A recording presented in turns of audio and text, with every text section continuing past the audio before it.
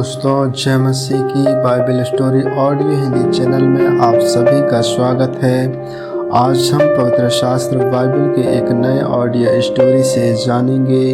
पहला शमूएल की पुस्तक से शाऊल का दाऊद पर प्राणघात आक्रमण करने के बारे में। हालेलुया।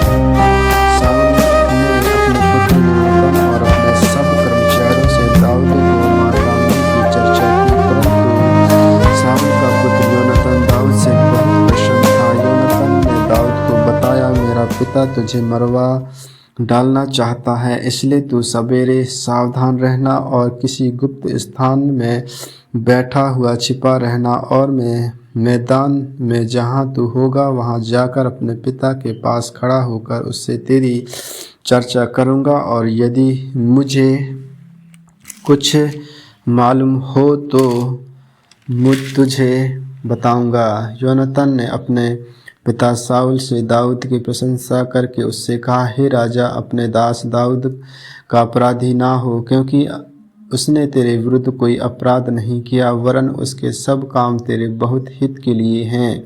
उसने अपने प्राण पर खेलकर उस पलिश्ती को मार डाला, और यहोवा ने समस्त इजराइलियों की बड़ी जय कराई। इसे देखकर तू आनंदित हुआ था, और तू दाऊद को आक्रमण मारकर निर्दोष के खून का पापी क्यों बने। तब शाऊल ने योनातान की बात मानकर यह शपथ खाई, यहोवा के जीवन की शपथ, दाऊद मार डाला न जाएगा। तब योनातान ने दाऊद को बुलवा कर ये सब बातें उसको बताई। फिर योनातान दाऊद को शाऊल के पास ले गया, और वह पहले के समान उसके सामने रहने लगा। तब लड़ाई फिर होने लगी, और दाऊद जाकर पलिश्तियों से लड़ा और उन्हें बड़ी मार से मारा, और वे उसके सामने से भाग गए। जब शाऊल हाथ में भाला लिए हुए घर में बैठा था और दाऊद हाथ से वीणा बजा रहा था, तब यहोवा की ओर से एक दुष्ट आत्मा शाऊल पर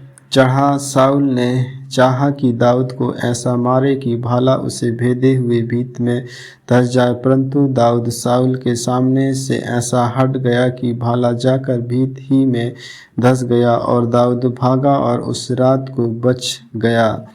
तब शाऊल ने दाऊद के घर पर दूत इसलिए भेजे कि वे उसकी घात में रहे और सवेरे उसे मार डाले। तब दाऊद की स्त्री मीकल ने उसे यह कहकर जताया, यदि तू इस रात को अपना प्राण ना बचाए तो सवेरे मारा जाएगा।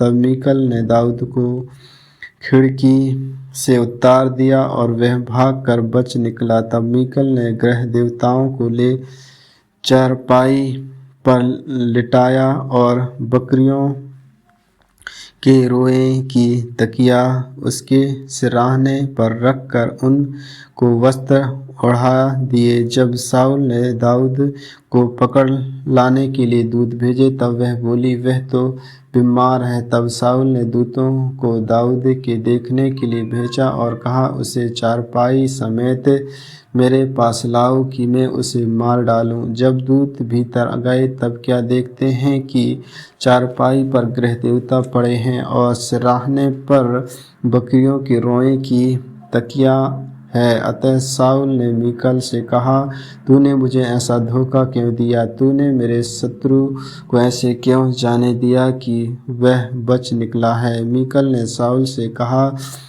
उसने मुझसे कहा, मुझे जाने दे, मैं तुझे क्यों मार डालूं? दाऊद भागकर बच निकला और रामा में शमूएल के पास पहुंचकर जो कुछ शाऊल ने उससे किया था सब उसे कह सुनाया। तब वह और शमूएल जाकर नबायोत में रहने लगे। तब शाऊल ने उसका समाचार मिला कि दाऊद रामा में के नबायोत में है।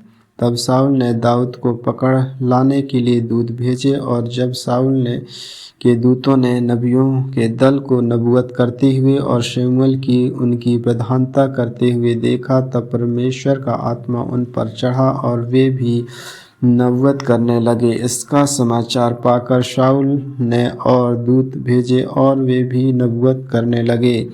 फिर शाऊल ने तीसरी बार दूत भेजे, और वे भी नबूवत करने लगे। तब वह आप ही रामा को चला और उस बड़े गड्ढे पर जो शेकू में है पहुंचकर पूछने लगा, शमूएल और दाऊद कहाँ हैं? किसी ने कहा, वे तो रामा के नबूवत में हैं। तब वह उधर अर्थात रामा की नबूवत को चला और परमेश्वर का आत्मा उस पर भी चढ़ा और वह रामा की नबूवत में पहुँचने तक नबूवत करता हुआ चला गया।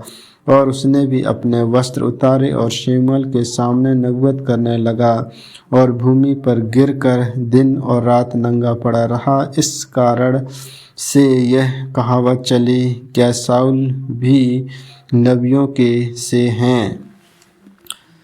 आमीन आमीन। परमेश्वर इन वचनों को सुनने के द्वारा आप सबों को आशीष दे। आगे की और भी ऑडियो स्टोरी सुनने के लिए Bible story audio Hindi channel को लाइक और सब्सक्राइब करिए।